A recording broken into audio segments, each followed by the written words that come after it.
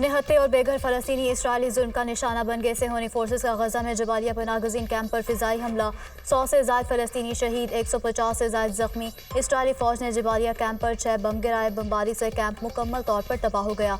शहीद होने वालों में बच्चे और ख़वातीन भी शामिल। कैंप में सैकड़ों फलस्तीनी रहायश पजीर थे। और मीडिया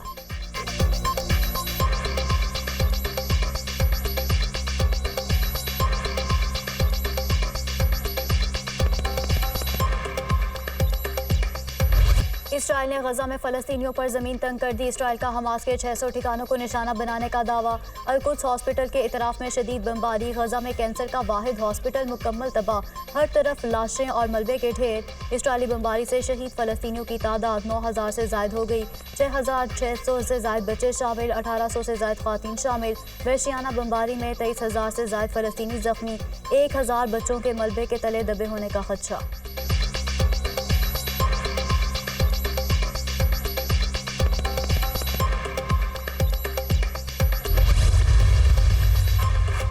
गजा पर इसराइली फौज की वहशियाना बर्बरियत। सेहोनी फौज की गजा के रहायशी इलाकों पर शदीद तरीन बमबारी से हज़ारों इमारतें मुकम्मल तौर पर तबाह। 24 रोज़ के दौरान हलाक अक़वाम मुत्तहिदा के एहलकारों की तादाद 63 हो गई।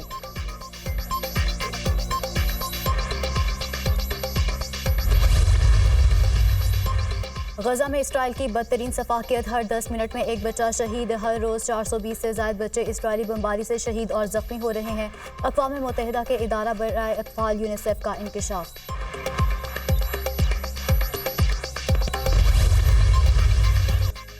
अमरीकी वज़ीर ख़ारजा एंटनी ब्लिंकन की तकरीर के दौरान से फ़लस्तीन के नारे लग गए। शुरका की जानिब से गजा के बच्चों को बचाओ और जंग बंद करो के नारे। अमरीकी वज़ीर ख़ारजा को अपनी तकरीर रोकना पड़ी। एंटनी ब्लिंकन वुज़रा के हमरा इसराइल यूक्रेन फंडिंग के हवाले से सेशन में शरीक थे।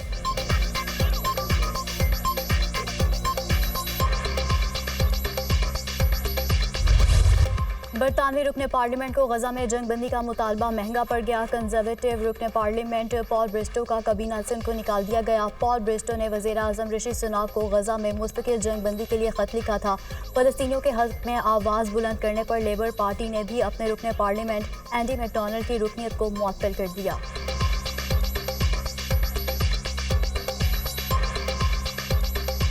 गैर कानूनी गैर मुल्कियों को पाकिस्तान छोड़ने की मोहलत ख़त्म। आज से गैर कानूनी तौर पर मुकीम गैर मुल्कियों के खिलाफ कानून हरकत में आएगा।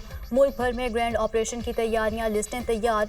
गैर कानूनी गैर मुल्कियों के इनखिला के लिए इंतजामात मुकम्मल। अब तक गैर कानूनी तौर पर मुकीम 1,04,481 अफगान पनागुज़ीन अपने वतन वापस जा चुके हैं।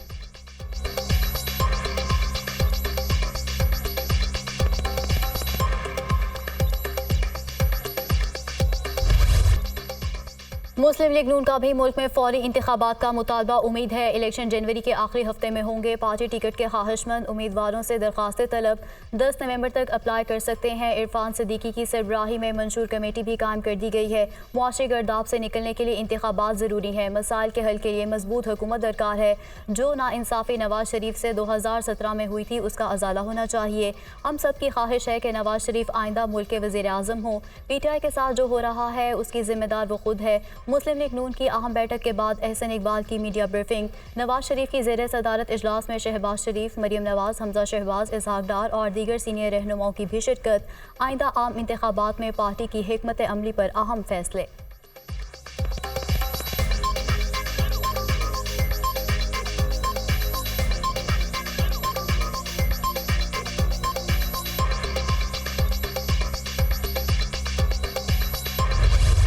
अगर इंतखाबात की तारीख इलेक्शन कमीशन ही देगा। मैं भी वोट डालने के लिए उतना ही बेचैन हूँ जितना आप। PTI के इलेक्शन लड़ने पर कोई पाबंदी नहीं।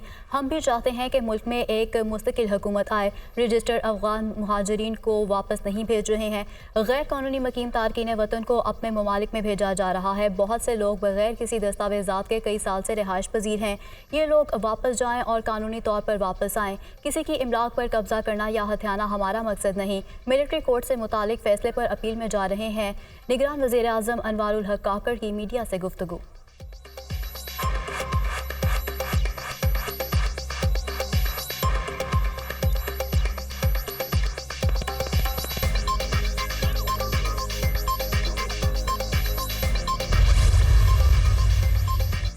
फैजाबाद धरना नजरसानी केस में साबिक चेयरमैन पैमरा अब्सार आलम ने सुप्रीम कोर्ट में जवाब जमा करा दिया। धरने के दौरान मुझ पर उस वक्त के डीजीसी फैज़ हमीद का शदीद दबाव था। पैमरा कानून की खिलाफ वर्जी पर एक निजी चैनल को बंद किया तो फैज़ हमीद ने बुलाकर बाकी चैनल्स को भी बंद करने का कहा।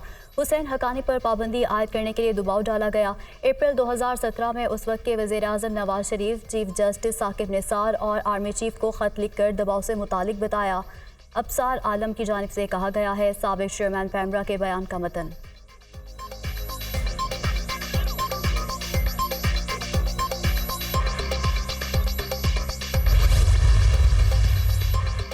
सुप्रीम कोर्ट ने नैब तरमीम केस को प्रैक्टिस एंड प्रोसीजर के तफसीली फैसले से मशरूत कर दिया। अदालत ने ट्रायल कोर्ट को नैब रेफरेंसेस के हतमी फैसले से रोक दिया। अपील में वफाकी हुकूमत ने प्रैक्टिस एंड प्रोसीजर कानून का नुक्ता उठाया है। अगर ये दलील मान ली गई तो नैब तरमीम के खिलाफ दरखास्तें ज़ेर इल्तवा तस्वुर होंगी।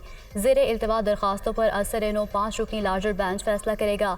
नैब तरमीम के खिलाफ अपील को प्रैक्टिस एंड प्रोसीजर के तफसीली फैसला आने के बाद मुकर्रर करेंगे। मालूम नहीं निमटाए गए मुकदमात से मुतालिक तफसीली फैसले में क्या लिखा हो। चीफ जस्टिस पाकिस्तान काजी फायज ईसा के रिमार्क्स। नैब तरामीम केस का फैसला मुअत्तल करने की फारूक एच नाइक की इस्तदा मुस्तरद।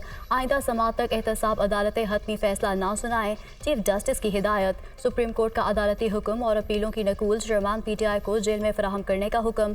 समात गैर मुअय्यना मुद्दत के लिए मुलतवी। इंट्रा कोर्ट अपील पर दरखास्तों की समात चीफ जस्टिस की सरबराही में 5 रुकनी बेंच ने की।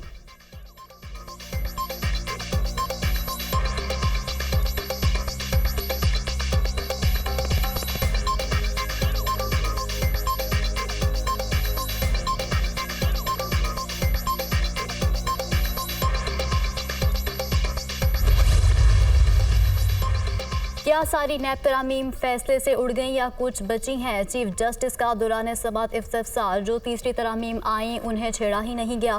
पहली और दूसरी तरामीम में से कुछ ख़त्म कर दी गई, कुछ बाकी हैं। फारूक एच नाइक का जवाब। अदालत ने तरामीम का रदम करार देनी थी तो तीनों करते। तीसरी तरमीम मई में आई थी, उसके बाद भी 6 समातें हुई। तीनों नैब तरामीम का आपस में बराह रास्त ताल्लुक है। दरख्वास्त गुजार के पास काफ़ी वक्त था, वो तीसरी तरमीम पर अपनी दरख्वास्त बदल सकता था। चीफ जस्टिस के रिमार्क्स। फैसले में जिस ग्राउंड पर इन्हिसार किया गया उसका तीसरी तरमीम से ताल्लुक है।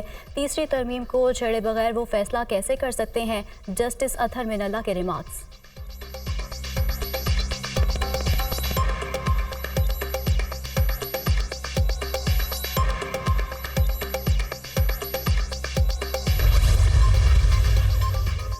अडयाला जेल में चेयरमैन PTI और शाह महमूद कुरैशी के खिलाफ साइफर केस की समात 7 नवंबर तक मुलतवी। FIA ने मजीद 5 गवाहों को पेश कर दिया। पेश होने वाले गवाहों के मुकम्मल बयानात कलमबंद ना हो सके। अदालत ने तमाम 10 गवाहान को दोबारा नोटिस जारी कर दिए। साइफर केस में इस्लामाबाद हाई कोर्ट ने शाह महमूद कुरैशी की ट्रायल से मुतालिक दस्तावेजात फराहमी की दरख्वास्त पर समात आइंदा हफ्ते तक मुलतवी कर दी।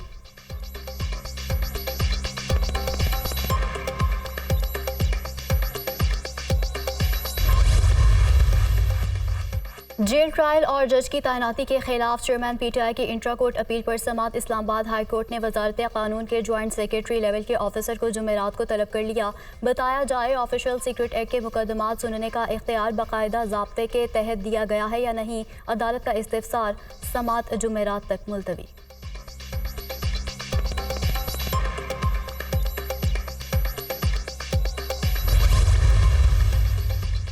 तोशाखाना और अलकादिर ट्रस्ट केसेस। बुशरा बीबी की अबूरी जमानत में 15 नवंबर तक तौसी। अदालत दरख्वास्त निपटा देती है, नैब फिर तलब कर लेता है।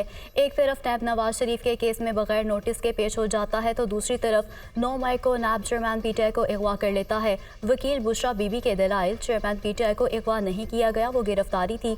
तफ्तीशी ऑफिसर बता चुके हैं अभी बुशरा बीबी के वारंट गिरफ्तारी जारी नहीं किए, ना ही अभी तक गिरफ्तार करना चाहते हैं। नैब प्रोसिक्यूटर का जवाब। आइंदा समात पर बुशरा बीबी बेशक ना आए, वकील आ जाएं। एहतसाब अदालत की हिदायत।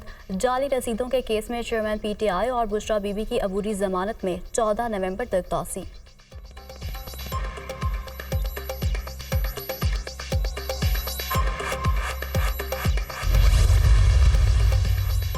जानिबदार निगरान वफाकी वज़रा के खिलाफ केस इलेक्शन कमीशन ने दलाइल मुकम्मल होने पर फैसला महफूज कर लिया। अगर कोई वफाकी वजीर किसी सियासी जमात की साइड ले रहा है तब इलेक्शन कमीशन कार्रवाई कर सकता है। आप समझते हैं कि दो वजीर अगर निगरान हुकूमत में होंगे तो इलेक्शन पर उसका असर होगा।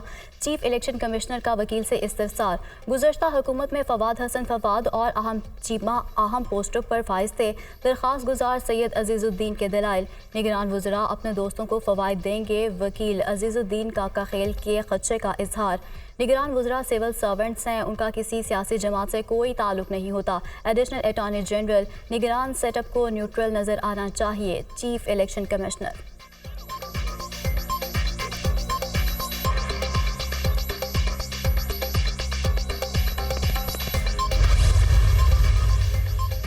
पाकिस्तान स्टॉक मार्केट में ज़बरदस्त तेज़ी 6.5 साल की बुलंद तरीन सतह पर पहुंच गई। 51,920 पॉइंट्स पर बंद।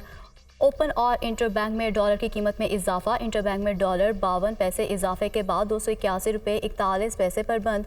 ओपन मार्केट में डॉलर की कीमत में 50 पैसे इजाफा रिकॉर्ड 283 रुपये पर फरोख्त।